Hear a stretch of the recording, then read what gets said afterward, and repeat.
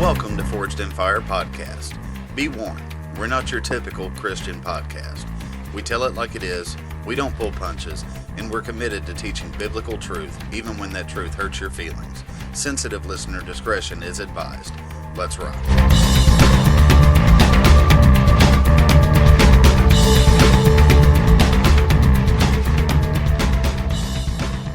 Hello and welcome to Forged in Fire Podcast. Thank you so much for downloading the show and joining me today. I'm Matt, I'm your host, and I want to go ahead and jump right in this week with reading a passage.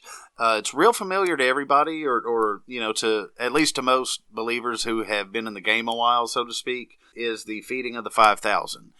It is a story, it's a miracle of Jesus, the only miracle of Jesus that is recorded in all four of the Gospels. And today we're going to take it from the Gospel of Matthew. It's in chapter 14, verses 13 through 21. So if you got your Bible, flip there. If not, just chill and listen. Again, today this comes from the King James Version. Just my preferred translation. That's not the one you have to read to go to heaven, because that means you have to understand the King's English to go to heaven. And the King's English wasn't even a thing, when all of this was going down. So don't worry about that one bit. Here we go. Matthew 14, starting at verse number 13. When Jesus heard of it, it being the murder of John the Baptist, he departed thence by ship into a desert place apart, and when the people had heard thereof, they followed him out on foot out of the cities. And Jesus went forth and saw a great multitude, and was moved with compassion toward them, and he healed their sick. And when it was evening, his disciples came to him, saying, This is a desert place, and the time is now past. Send the multitude away, that they may go into the villages, and buy themselves victuals, or food. But Jesus said unto them, They need not depart. You give them to eat. And they said unto him, We have here but 5 loaves and 2 fishes. He said, Bring them hither to me. And he commanded the multitude to sit down on the grass, and took the 5 loaves and 2 fishes, and looking up to heaven, he blessed and brake, and gave the loaves to his disciples, and the disciples to the multitude. And they did all eat, and were filled. And they took up of the fragments that remained 12 baskets full. That's 12 baskets full of leftovers. They that had eaten were about 5,000 men, besides women and children. Basically, between 10 and 15,000 people is the actual number who were fed out of 5 loaves and a fish, which is not the point, but it's the thing everybody remembers about this miracle. I feel that it's pretty timely. I am a couple of weeks late on this topic, but not too bad. It's still January. It's still resolution season, you could say. It's still time for the whole New Year, New Me thing. How you guys doing on your resolutions? Yeah, I believe you. I've actually stuck to all 3 of mine so far this year. Well, 2 of them. I did pick my nose the other day, but I couldn't help it, man. You got to get it out of there. But other than that, I said that I was going to eat more and get fat. And I'm all over that, like white on rice and a glass of milk and a paper plate in a snowstorm. So we're doing pretty well there. The top 3 resolutions in the United States, at least as of 2018, were to eat healthier, lose weight, and save money. I think we should make one of those resolutions to restudy math, because that's only 2. Eating healthier and losing weight, you cannot do one of those without the other. So, that's 6 of one, half dozen of the other. But then again, if we were doing math, we probably wouldn't have to make saving money a resolution. So I'll digress. But all kidding aside, we do this every year. We put ourselves under, a microscope, and we put ourselves under so much pressure to change something about, our personality or our lifestyle or what have you, because there's something about us when, we step back and we look inside or look in the mirror, we see something that just won't do, or that just isn't good enough. And just like the loaves and the fish, we have here but 5 loaves and 2 fishes. Nowadays we say that this is all we have. We've only got 5 loaves and 2 fishes. And, that's all. That's not enough. But then it was given to Christ. And that's the part that I really want to drive home today. I want to submit to you today that you don't need a new you to fulfill God's call on your life. And rest assured, God does have a call on your life. And the only new that you need to fulfill that is the blood of the new covenant. And I'm going to throw a lot at you today, a lot of information, but this is just the first of 2 parts that we're going to cover on this idea of, new year, new me. It's totally unnecessary. Turn over with me to Romans chapter 12, verses 3 through 8. I'm going to grab a sip of coffee while you do that. Oh, that's good stuff. Don't worry, you'll get used to that. I feel like everything that I do, I say, don't worry, you'll get used to it. And that may or may not be true. So, I don't know. As we go through the show, let me know. Are you getting used to it? Or is it still just as irritating and grating on you as it was the first time? So, Romans chapter 12, Paul is speaking of spiritual gifts. So, starting in verse 3, the Apostle Paul said, "For I say, through the grace given unto me, to every man that is among you, not to think of himself more highly than he ought to think, but to think soberly, according as God hath dealt to every man the measure of faith. For as we have many members in one body, and all members have not the same office, so we, being many, are one body in Christ, and every one members one of another.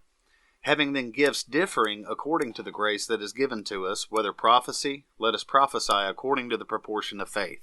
Or ministry, let us wait on our ministering. Or he that teacheth, on teaching. Or he that exhorteth, on exhortation. He that giveth, let him do it with simplicity.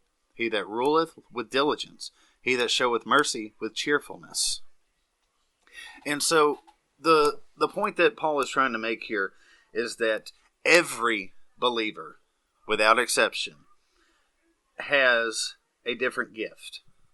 A different spiritual gift. And every single one of those gifts comes from God. Okay, now we see the word prophecy there, and the thing to keep in mind is that prophecy does not always mean predicting the future.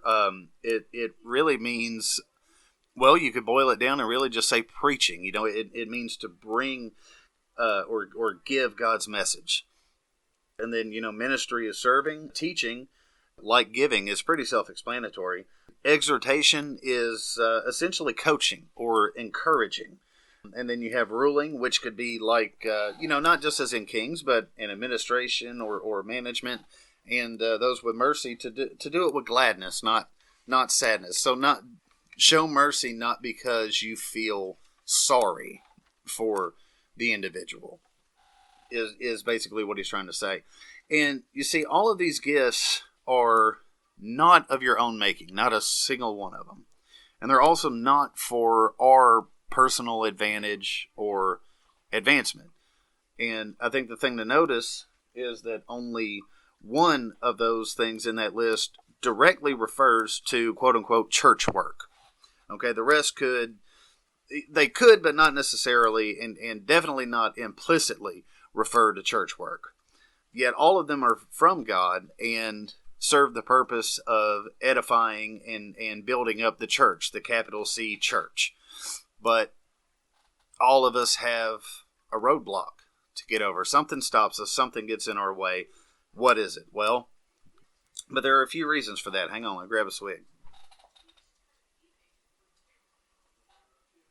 Oh, that's good stuff. All right, so number one is a misconception. There's a perception problem nowadays.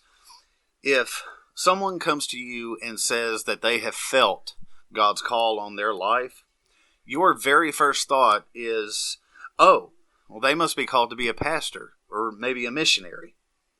The train of thought's pretty much going to stop right there. We tend to think that if the call isn't to the pulpit, then it's not legitimate. Or at least it can't be connected to the kingdom of Christ. Now this, is a whole other dissertation we could go down. This really has roots in the Middle Ages with the Roman Catholic Church, who really kind of helped break down society into groups during that time. And, of course, at the very top was the clergy. They were the number one. They were above the rulers, the kings and queens. And so they were the special man, the uncommon man. At the time, the perception that was put forth by the church was that God did deal with the common man, the common people, but he would only deal with them through the middleman being the uncommon man, the clergy, which is also why they used a Latin Bible, but that's another topic for later on. So really it's just there's been this perception for about 15,000 years. 15,000.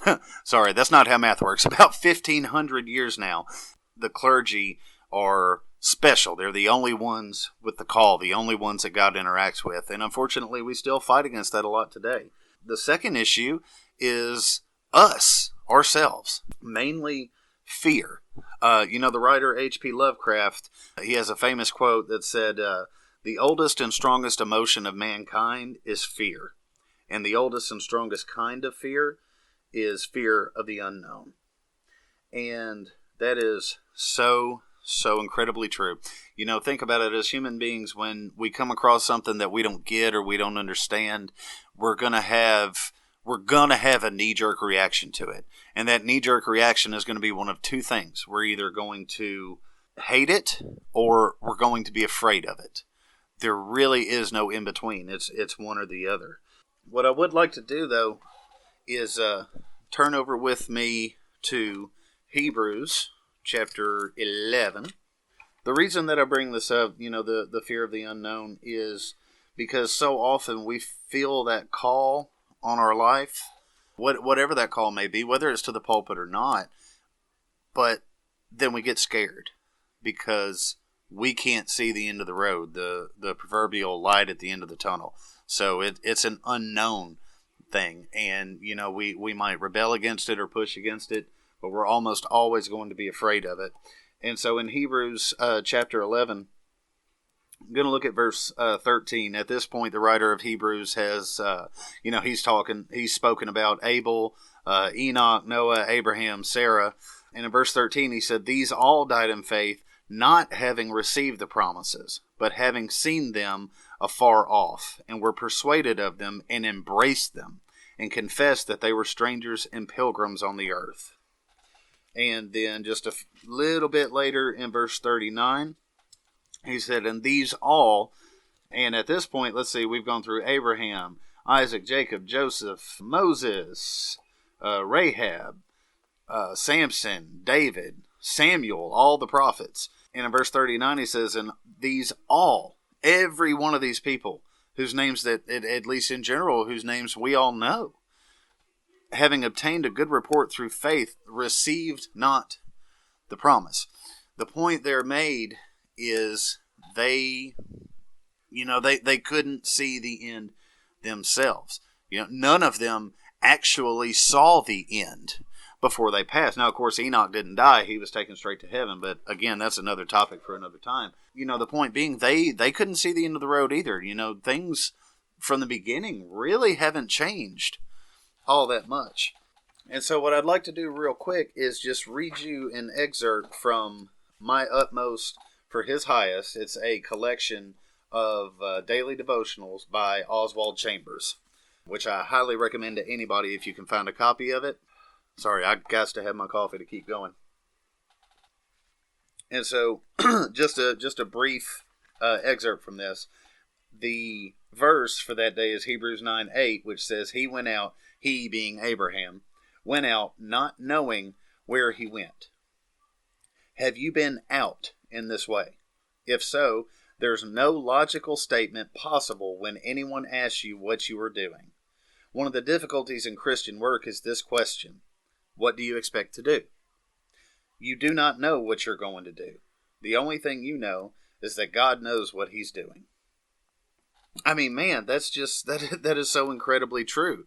And it's scary because when God calls, we can't see the end game. And that's terrifying. It's like working without a net. Okay? I mean, it's there, but we can't see the net. And again, people instinctively fear or hate what they don't understand. They rarely run to it with open arms. And a third issue that we have, number 3, well, really, again, let's get back to the math thing. 2 things, really, ourselves, again. But this time is doubt. We're real good about getting in our own way. The part of doubt is that we're not blank enough. You can fill in that blank. Back to the text, we only have 5 loaves and 2 fish. What Jesus was originally given seemed insufficient.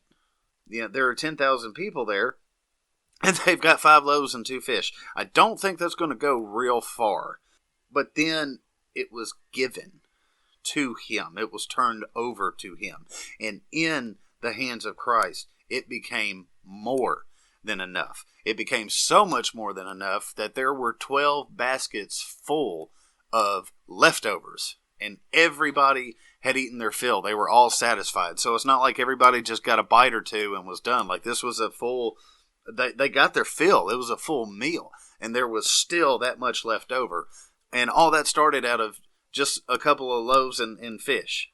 Because it was given over to Christ. And in his hands, it was multiplied and made more than enough. Now, keep in mind, he didn't change the loaves and the fish, which is our topic for next, well, I want to say next week, but the next episode.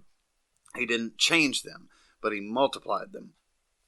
So, we're not blank enough. We're not smart enough. We're not educated enough. We're not eloquent enough. That's the one that I love as well. I don't really speak well enough. I'm not much of a speaker. Look in Acts 20, okay? Paul was a boring preacher. Now, granted, that was a conscious decision on Paul's part, but Paul was such a boring preacher that in Acts 20 we read about some old boy, Eutychus, falling asleep and falling from a 3rd-story balcony. Like he fell asleep, fell over, he hit the ground dead. Now, of course, Paul resurrected him, and they all ate a meal together that evening, but he was boring. And he was a well-educated man. Paul was a Pharisee. He could have spoken very eloquently and used, powerful and persuasive speech to win the minds of his audience. But he chose not to do that. He chose to keep it simple because the message of the cross was enough. And my second favorite is I'm not inner age problem enough. I'm not old enough or I'm not young enough. Let me just say, there's not a set list of requirements that God's got, like on a checklist to mark off to see if you meet all of these criteria for him to use you.